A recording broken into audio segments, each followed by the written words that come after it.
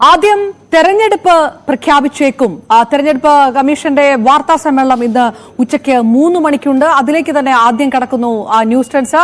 മഹാരാഷ്ട്ര, ഝാർഖണ്ഡ്, ഹരിയാന സംസ്ഥാനങ്ങളിലെയും ജമ്മു കാശ്മീരിലെയും നിയമസഭാ തെരഞ്ഞെടുപ്പാണ് ഇന്ന് പ്രഖ്യാപിക്കുന്നത്. 3 മണിക്കാണ് തെരഞ്ഞെടുപ്പ് കമ്മീഷൻ വാർത്താ സമ്മേളനം നടത്തുന്നത്. ഉറ്റുനോക്കുന്നത് ചേലക്കര, പാലക്കാട് ഉപതെരഞ്ഞെടുപ്പുകളും ഇതിനൊപ്പം പ്രഖ്യാപിച്ചേക്കുമെന്ന് തന്നെയാണ്. ദുരന്തത്തിന്റെ പശ്ചാത്തലത്തിൽ വയനാട് ലോക്സഭാ ഉപതെരഞ്ഞെടുപ്പ് നീട്ടിവെക്കണം എന്നുള്ള നിർദ്ദേശങ്ങൾ പല ഭാഗത്തുനിന്ന് വന്നിരുന്നു. അതുണ്ടാകുമോ എന്നും ഇന്ന് അറിയാൻ കഴിയും.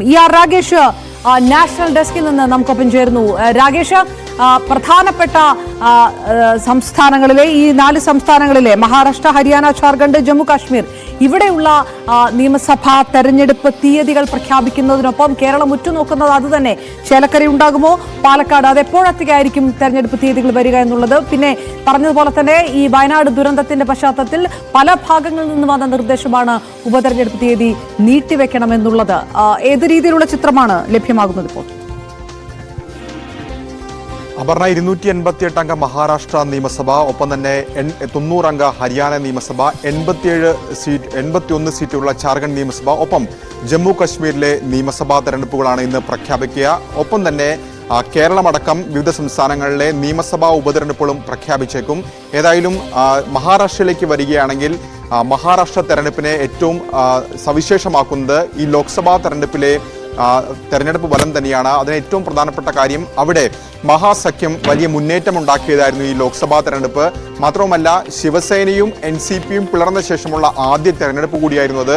അതിൽ ഔദ്യോഗികമല്ലാതായി മാറിയ ശരത് പവാർ വിഭാഗവും ഒപ്പം തന്നെ ഉദ്ധവ് വിഭാഗവും ശക്തി തെളിയിച്ച ഒരു തെരഞ്ഞെടുപ്പായിരുന്നു മഹാരാഷ്ട്രയിലേത്. അപ്പോൾ നിയമസഭാ തെരഞ്ഞെടുപ്പ് നടക്കുമ്പോൾ എങ്ങനെയായിരിക്കും എന്നുള്ളത് മഹാരാഷ്ട്രയെ സംബന്ധിച്ചിടത്തോളം ഏറ്റവും നിർണായകമായ കാര്യമാണ്. രണ്ടാമതായി ഹരിയാനയിലേക്ക് വരികയാണെങ്കിൽ ഹരിയാനയിലും സമാനമായ സാഹചര്യം തന്നെയായിരുന്നു. 2014-ലും 2019-ലും BJPയുടെ വലിയ വിജയമാണ് അവിടെ ഉണ്ടായിരുന്നെങ്കിൽ കഴിഞ്ഞ തവണ കോൺഗ്രസ് മുന്നേറ്റം നടത്തുന്നു കണ്ടു. 5 സീറ്റുകളിൽ അവിടെ കോൺഗ്രസ് വിജയിക്കുകയും ചെയ്തു. മാത്രവുമല്ല, കഴിഞ്ഞ തെരഞ്ഞെടുപ്പിൽ തന്നെ ഒറ്റയ്ക്ക് ഭൂരിപക്ഷമില്ലാതെയായിരുന്നു ഹരിയാനയിലെ BJP സർക്കാർ അധികാരത്തിൽ വന്ന്. അന്ന് JJP എന്ന പാർട്ടിയെ ഒപ്പമായിരുന്നു അവർ സർക്കാർ രൂപീകരിച്ചത്. നിലവിൽ ആ സഖ്യം പൊളിഞ്ഞു. പക്ഷേ സ്വതന്ത്ര പിന്തുണയോടുകൂടി തന്നെ BJP യുടെ ഭരണത്തിൽ തുടരുന്നു. 10 വർഷം പൂർത്തിയാക്കിയ സർക്കാരിന്റെ വിലയിരുത്തലാകും ഹരിയാന തെരഞ്ഞെടുപ്പ് എന്ന കാര്യത്തിൽ സംശയമില്ല. അപ്പോൾ അവിടെ നിർണായകമാകുന്നത് ലോക്സഭാ തെരഞ്ഞെടുപ്പിലേതുപോലെ BJPക്കെതിരായ ഒരു വികാരം ഉണ്ടാകുമെന്നുള്ളത് നിയമസഭാ തെരഞ്ഞെടുപ്പിൽ ഏറ്റവും നിർണായകമാണ്.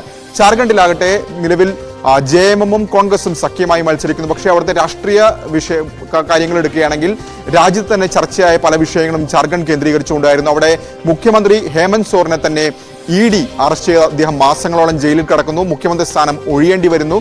അതിനുശേഷം വീണ്ടും ജാമ്യം ലഭിച്ച ശേഷം മുഖ്യമന്ത്രി പദത്തിലേക്ക് തിരിച്ചെത്തുന്നു. അപ്പോൾ ഝാർഖണ്ഡ് എങ്ങനെ വിധി എഴുതും എന്നുള്ളതും നിർണായകമായ കാര്യമാണ്. ഇതിൽ ഏറ്റവും എടുത്തു പറയേണ്ട തെരഞ്ഞെടുപ്പ് ജമ്മു കശ്മീരിലേതാണ്. ജമ്മു കശ്മീരിൽ 10 വർഷത്തിന് ശേഷം നിയമസഭാ തെരഞ്ഞെടുപ്പ് നടക്കുന്നു എന്നാണ് അതിലെ ഏറ്റവും പ്രധാനപ്പെട്ട കാര്യം.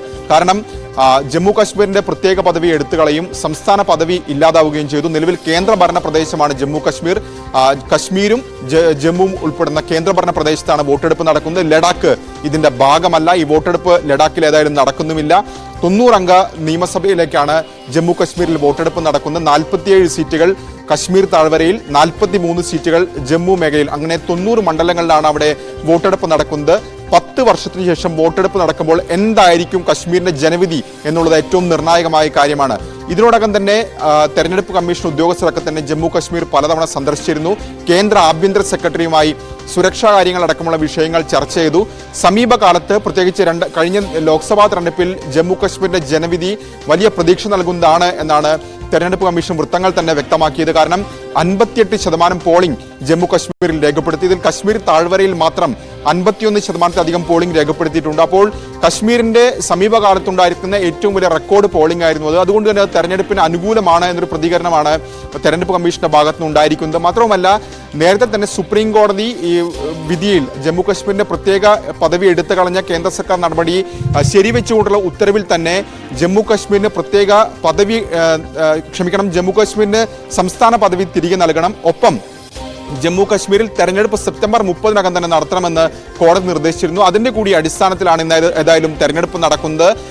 3 മണിക്കാണ് തെരഞ്ഞെടുപ്പ് കമ്മീഷൻ വാർത്താ സമ്മേളനത്തിൽ ഈ തീയതികൾ ഔദ്യോഗികമായി പ്രഖ്യാപിക്കുക. ഏതായാലും ഇതിനൊപ്പം തന്നെ ലോക്സഭ നിയമസഭാ ഉപതെരഞ്ഞെടുപ്പുകൾ നടക്കും. കേരളത്തെ സംബന്ധിച്ച് 2 നിയമസഭാ ഉപതെരഞ്ഞെടുപ്പുകൾ നടക്കാനുണ്ട്. ഒന്ന് ചേലക്കര ഉപതെരഞ്ഞെടുപ്പ്, കാരണം മന്ത്രി കെ രാധാകൃഷ്ണൻ ആലത്തൂരിൽ നിന്ന് വിജയിച്ച് MP ആയി, അതുകൊണ്ട് തന്നെ ചേലക്കരയിൽ ഒഴിവ് വന്നിരിക്കുന്നു. മറ്റൊന്ന് പാലക്കാടിന്റെ പ്രതിനിധിയായിരുന്ന ഷാഫി പറമ്പിൽ വടകരയിൽ നിന്ന് ലോക്സഭയിലേക്ക് തെരഞ്ഞെടുക്കപ്പെട്ടു. ഈ 2 മണ്ഡലങ്ങളിലും ഉപതെരഞ്ഞെടുപ്പ് പ്രഖ്യാപിക്കാനുണ്ട്. ആ പ്രഖ്യാപനം ഏതായാലും ഇതിന്റെ കൂടെ ഇന്നുണ്ടാകുമെന്നാണ് പ്രതീക്ഷിക്കുന്നത്. ഒപ്പം വയനാടിന്റെ കാര്യത്തിൽ കമ്മീഷന്റെ തീരുമാനം എന്താകുമെന്ന് അറിയേണ്ടിയിരിക്കുന്നു. കാരണം വയനാട്ടിൽ രാഹുൽ ഗാന്ധി വിജയിച്ചു, റായ്ബറേലിയിൽ നിന്നും അദ്ദേഹം വിജയിച്ചിരുന്നു. റായ്ബറേലി നിലനിർത്തി പകരം പ്രിയങ്ക ഗാന്ധി ഇവിടെ മത്സരിക്കുമെന്ന് കോൺഗ്രസ് പ്രഖ്യാപിക്കുകയും ചെയ്തിട്ടുണ്ട്. പക്ഷേ വയനാട്ടിൽ നിലവിലെ സാഹചര്യം ഉരുൾപൊട്ടൽ ദുരന്തബാധിത മേഖലയാണ്. അതുകൊണ്ട് തന്നെ ഏതെങ്കിലും തരത്തിൽ നിലവിൽ അവിടെ ആളുകളൊക്കെ തന്നെ കഴിയുന്നത് ക്യാമ്പുകളിലാണ്. അപ്പോൾ നിലവിലെ സാഹചര്യം കൂടി കണക്കിലെടുത്തുകൊണ്ട് വയനാട്ടിൽ തെരഞ്ഞെടുപ്പ് മാറ്റിവെക്കാൻ സാധ്യതയുണ്ടോ തുടങ്ങിയ കാര്യത്തിൽ ഒരു തീർപ്പ് അല്ലെങ്കിൽ പ്രഖ്യാപനം കമ്മീഷന്റെ ഭാഗത്ത് ഇന്ന് ഏതായാലും ഉണ്ടാകും. ഞാൻ തിരികെ എത്താം. രാകേഷ്, ഇപ്പോൾ വിനേഷ് കുമാറും ചേർന്നു നമുക്കൊപ്പം. വിനേഷ്, പാലക്കാട് ചേലക്കര ഉറ്റുനോക്കുന്നത് ഉപതെരഞ്ഞെടുപ്പ് തീയതികൾ ഏത് തരത്തിലാകുമെന്നുള്ളത് നേരത്തെ തന്നെ 2 ആഴ്ച മുൻപ് തന്നെ കോൺഗ്രസ് ഏകോപന ചുമതലയൊക്കെ KPCC അധ്യക്ഷൻ തന്നെ നേരിട്ട് നൽകിയിരിക്കുന്നു, KPCC ജനറൽ സെക്രട്ടറിക്ക് അടക്കം. ആ രീതിയിലുള്ള ഏകോപന ചുമതലകൾ നടക്കുന്നു, തെരഞ്ഞെടുപ്പിന് തയ്യാറാകുന്നു രാഷ്ട്രീയ പാർട്ടികൾ. അപ്പോഴും ഉപതെരഞ്ഞെടുപ്പ് തീയതി വരുമ്പോഴേക്കും 3 മുന്നണികളെ സംബന്ധിച്ചിടത്തോളം ചിത്രം പൂർണ്ണമായി വ്യക്തമാണ് ക്യാമ്പുകളിൽ എന്നുകൂടി വിലയിരുത്താനാവുമോ ഇപ്പോൾ?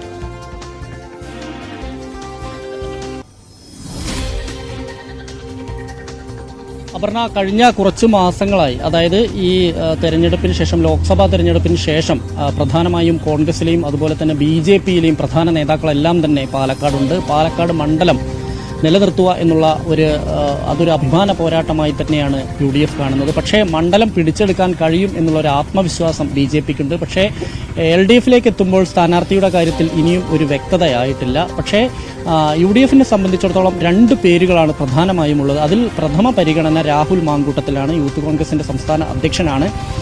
ഷാഫി പറമ്പിലിന്റെ വിശ്വസ്തനാണ്. അതുകൊണ്ട് തന്നെ ഷാഫി ഇയാളുടെ പേര് തന്നെയാണ് മുന്നോട്ട് വെച്ചിട്ടുള്ളത്. രാഹുൽ മാങ്കൂട്ടത്തിൽ നിന്ന് തന്നെയാണ് സാധ്യത കൂടുതൽ എന്നാണ് ഇപ്പോൾ നമുക്ക് ലഭ്യമാവുന്ന വിവരം.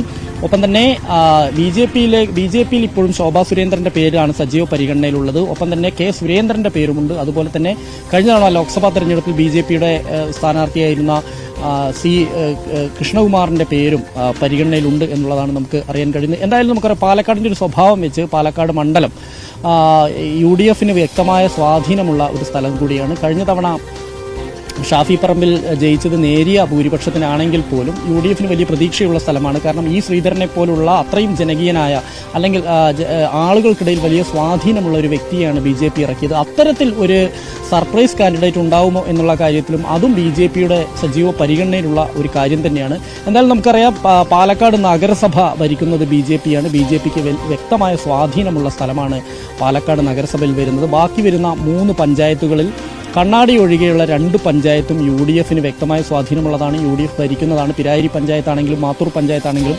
UDFിന് സ്വാധീനമുള്ള സ്ഥലങ്ങളാണ്. ഇതിൽ കണ്ണാടി പഞ്ചായത്ത് മാത്രമാണ് LDFിന് സ്വാധീനമുള്ള സ്ഥലം. എങ്കിൽ പോലും വലിയൊരു വിജയപ്രതീക്ഷ എന്തായാലും ഉണ്ടാവും എന്നുള്ള ഒരു വിലയിരുത്തൽ തന്നെയാണ് UDF കേന്ദ്രങ്ങൾക്കുള്ളത്. എന്തായാലും തെരഞ്ഞെടുപ്പ് പ്രഖ്യാപിക്കുന്നതോടുകൂടി സജീവമാവും എന്ന് തന്നെ നമുക്ക് കണക്കൂട്ടാം. കഴിഞ്ഞ ദിവസം VD സതീശൻ ഉൾപ്പെടെയുള്ള ആളുകൾ വന്നിരുന്നു. സംസ്ഥാന കമ്മിറ്റി ഉൾപ്പെടെ നിരവധി തവണ സംസ്ഥാന നേതാക്കൾ ഉൾപ്പെടെ വന്നുകൊണ്ട് ഇവിടെ കൺവെൻഷനും മറ്റും നടത്താനുള്ളൊരു നീക്കം കൂടി ആലോചിച്ചതാണ്. ഒപ്പം തന്നെ അവിടെ നിരവധി യോഗങ്ങൾ കഴിഞ്ഞ കുറച്ച് ദിവസങ്ങളുണ്ടായിരുന്നു. BJPയുടെ അവസ്ഥയും അതുതന്നെയാണ്. K സുരേന്ദ്രൻ കഴിഞ്ഞ കുറച്ച് മാസങ്ങളായി ഇവിടെ സജീവമായി തന്നെ ഇവിടെ ക്യാമ്പ് ചെയ്യുന്നുണ്ട്.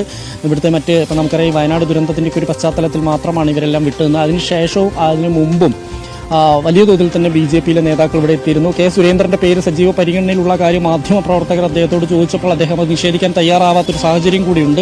എന്തായാലും BJP അത്തരത്തിൽ ശക്തനായ ഒരു സ്ഥാനാർത്ഥി ഇറക്കിക്കൊണ്ട് മണ്ഡലം പിടിക്കുക എന്നുള്ളൊരു ലക്ഷ്യമുണ്ട്. കഴിഞ്ഞ തവണ കപ്പിനും ചുണ്ടിനും ഇടയിൽ നിന്ന് നഷ്ടപ്പെട്ടതാണ് പാലക്കാട് BJPക്ക് എന്നുള്ള ഒരു വിലയിരുത്തലാണ് BJPക്കുള്ളത്. പക്ഷേ UDFിനെ സംബന്ധിച്ചിടത്തോളം UDFിന് അനുകൂലമായ ഒരു സാഹചര്യം കേരളത്തിലുണ്ട്. അതുകൊണ്ട് തന്നെ കഴിഞ്ഞ തവണത്തെ ലോക്സഭാ തെരഞ്ഞെടുപ്പിലുണ്ടായിരിക്കുന്ന ആ ഒരു വിജയം, ആ ഒരു ശക്തമായ മുന്നേറ്റം പാലക്കാട് ഉപതെരഞ്ഞെടുപ്പിലും ഉണ്ടാവും എന്ന് തന്നെയാണ് അവരുടെ കണക്കുകൂട്ടൽ.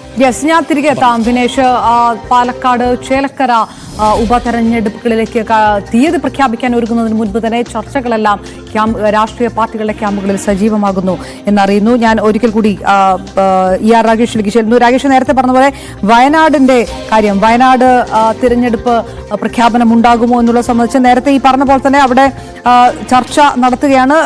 ഈ ഉരുൾപൊട്ടൽ ദുരന്തം ഉണ്ടായ പശ്ചാത്തലത്തിൽ തെരഞ്ഞെടുപ്പ് കമ്മീഷൻ തന്നെ സംസ്ഥാന സർക്കാരുമായിട്ട് ചർച്ച നടത്തിയ വാർത്തകളും ഉണ്ടായിരുന്നു. അപ്പോൾ സംസ്ഥാന സർക്കാരിന്റെ ഭാഗത്തു നിന്നും ഈ ഉപതെരഞ്ഞെടുപ്പ് മാറ്റിവെക്കണമെന്നൊരു നിർദ്ദേശം സാങ്കേതികമായി തന്നെ വന്നിട്ടുണ്ട് എന്ന് നമുക്കറിയാൻ കഴിഞ്ഞിട്ടുണ്ടോ? ആണെങ്കിൽ ആ തരത്തിൽ തന്നെയുള്ളൊരു നിലപാടിലേക്ക് കമ്മീഷൻ കടക്കാനല്ലേ സാധ്യത?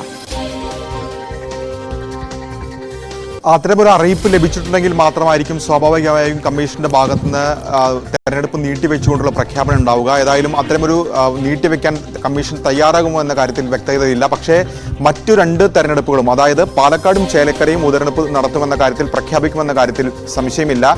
കാരണം ഇതിനോടകം തന്നെ ലോക്സഭാ തെരഞ്ഞെടുപ്പ് പൂർത്തീകരിച്ച് മാസങ്ങൾ പിന്നിട്ടിരിക്കുന്നു. 6 മാസത്തിനകം തന്നെ പുതിയ തെരഞ്ഞെടുപ്പ് നടത്തേണ്ടതുണ്ട്. അപ്പോൾ അതിന് മുൻപായുള്ള നടപടിക്രമം എന്ന നിലയ്ക്ക് പാലക്കാടിന്റെ കാര്യത്തിലും ചേലക്കരയുടെ കാര്യത്തിലും പ്രഖ്യാപനം ഉണ്ടായേക്കുമെന്ന കാര്യത്തിൽ സംശയമില്ല. പക്ഷേ വയനാട്ടിൽ ഒരു പ്രത്യേക സാഹചര്യം കണക്കിലെടുത്തുകൊണ്ട് ഒരുപക്ഷെ തീരുമാനം നീണ്ടാക്കാം. അതേതായാലും സംസ്ഥാനത്തെ തെരഞ്ഞെടുപ്പ് ഓഫീസറുടെ കൂടി റിപ്പോർട്ടിന്റെ അടിസ്ഥാനത്തിലായിരിക്കും അത്തരമൊരു തീരുമാനത്തിലേക്ക് ഏതായാലും കമ്മീഷൻ നീങ്ങുക. അത്തരമൊരു റിപ്പോർട്ട് ലഭിച്ച കാര്യത്തിൽ ഒരു കൃത്യമായ സ്ഥിരീകരണം ഏതായാലും ഈ ഘട്ടത്തിൽ ഇല്ല. അതുകൊണ്ട് തന്നെ വയനാടിന്റെ കാര്യത്തിൽ പ്രഖ്യാപനം ഇല്ല എന്ന് നമുക്ക് ഈ ഘട്ടത്തിൽ തീർത്തു പറയാനും സാധിക്കില്ല. ഏതായാലും ചേലക്കരയും പാലക്കാടും പ്രഖ്യാപിക്കും. ഒപ്പം തന്നെ ഇതിൽ ആദ്യ പ്രഖ്യാപനമായി വരുന്നത് 3 സംസ്ഥാനങ്ങളിലെയും ജമ്മു കശ്മീരിലെയും തെരഞ്ഞെടുപ്പ് തന്നെയായിരിക്കും.